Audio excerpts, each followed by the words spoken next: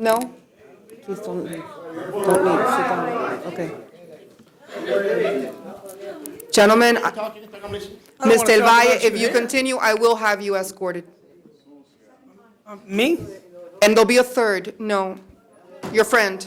Okay, can I actually speak now? Absolutely. Eric Johnson, 752 East First Avenue, Hialeah Firefighters, and I'm really kind of disappointed. I wish he was here right now, because You want to wait for him? that's really sad. He'll be right back. We shouldn't talk about democracy in this office here when what we just witnessed today is just absolutely against the democratic process from start to finish. We just actually took a public meeting, a budget meeting in a city, and turned it into a political circus.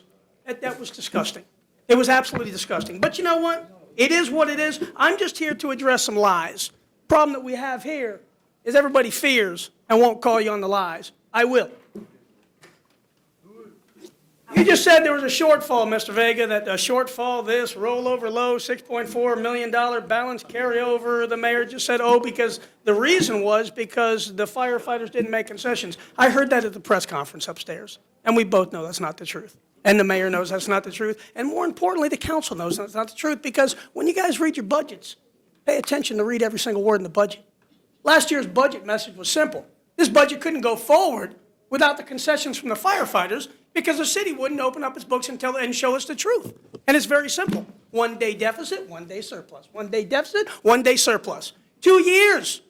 It's great that you had speeches worked out and planned. I commend you for that. That's great. We came here honestly and open.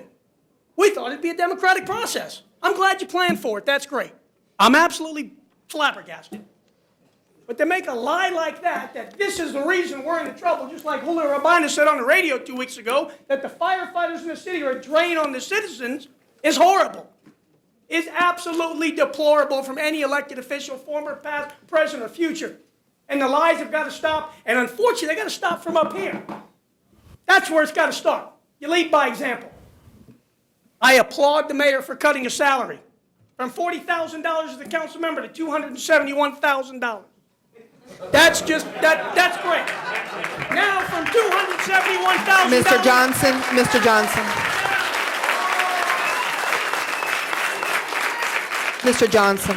And from Mr. 271, Johnson. yes, ma'am. I'm just going to ask you to please calm down. Just calm down. Just calm down a little bit. Please continue. Ma'am. Ladies and gentlemen, please, please. I can see him getting upset. That's all I'm doing. Please. I'm going to ask again. I'm going to ask again. Please. Thank you. Yes, ma'am. Thank you. $271,000 from 40 to 271. Then you got to cut. I'll tell you what. You give me a 500% raise, I'll cut $80,000 too. No problems. Not a problem. You lead by example. You guys made up this management council thing for management concessions. You boasted that you had 35% in cuts. And you've already done your share. You've done your share. Wow.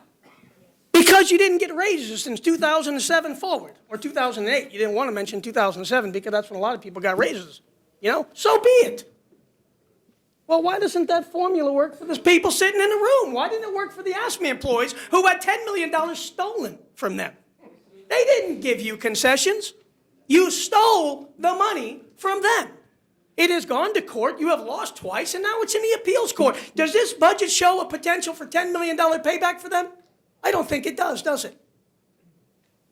This budget does show 54 imaginary positions in the water department that you're going to add while you're cutting 106 positions of hard-working individuals in the streets.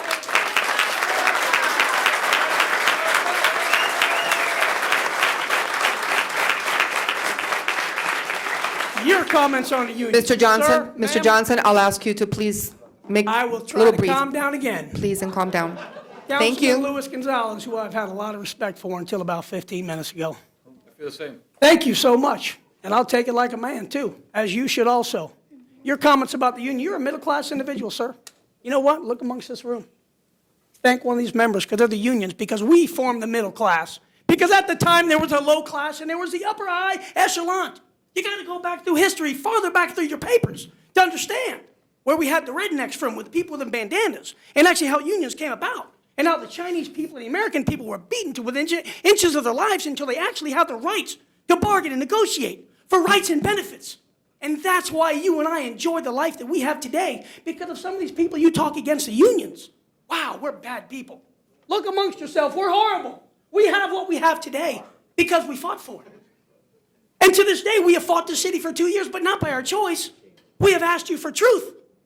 But to this day, there's been no truth.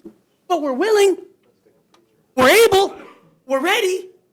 When are you guys ready? We just had a meeting. You guys know why we're at impasse? You wanna know why? Because we had a meeting. About 20 minutes into it, we got a piece of paper shoved in our face. Said, you got 10 minutes to review this. Oh, that's not really good. Because we don't answer to each other. We answer to 300 people.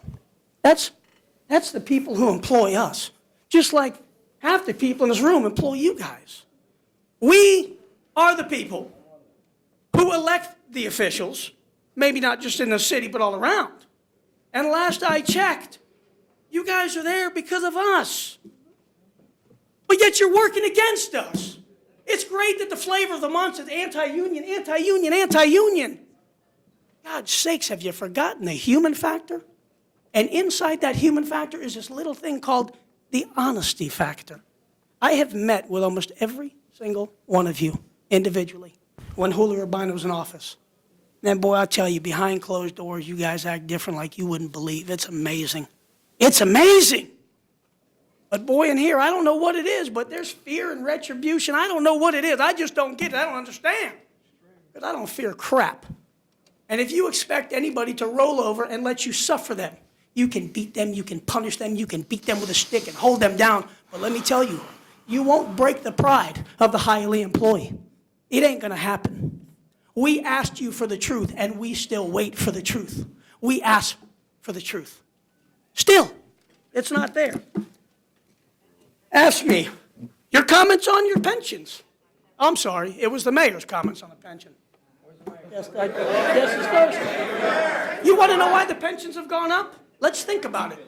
For 3 years in a row, your glorious mayor, Julio Urbina, became before that retirement board. Mr. Johnson, the only thing I'm going to ask you is to refrain from speaking of Mr. Urbina. He's not here. Not a problem. So You know please. what? I'll say a city representative. That is the last time. Could you please remove Ms. Del Valle from this audience, please?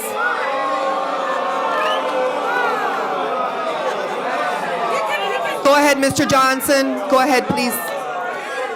Please allow Mr. Johnson to continue. Please, Ms. Del Valle, please remove her from the building. Please. Wow, no respect. Please go ahead, Mr. Johnson, and could we come to a conclusion, please? Yes, ma'am, I will. Please. I just want Gentlemen, please allow me to hear Mr. Johnson, please. I've got two more things to say. Please. One is about our pensions and why Yes. we are where we are today. Okay. And, man, the other one will come to me by the time I'm done with this one. Pensions. The gracious mayor's talked about pensions. You know why we were out today? Because they said a representative at that point in time approached our retirement board. Not once, not twice, but 3 times. And asked the board, our money, what we contribute to our retirement, to change the assumptions, because he wanted money now. Okay, well, it was explained to him, because I know I was at those meetings, it was explained, Mr. City Representative, because I can't mention his name, do you understand that that's going to have a long-term effect, and we're going to end up paying for that in years to come? Yes, I understand that, but, you know, I want that money now. Well, not just once, not just twice, but 3 times. Did you guys know that that's why the pension cost went up over $1 million a year alone? Not because of these people. So when you talk about the pensions, understand what you're talking about. You want to know why it increased the other amount? Stock market crash 2008. No fault of anybody's here. No fault of any of yours. It is what it is. When you talk about the pensions, educate yourself. Because to me, it's absolute ignorance that you sit up there and say that we're the reason for the increase in pension costs. No, quite the contrary. You are.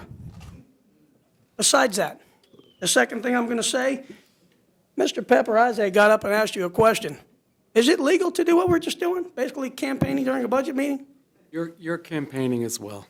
I'm not campaigning at all. Ms. Council President, I'm going to conclude. Please.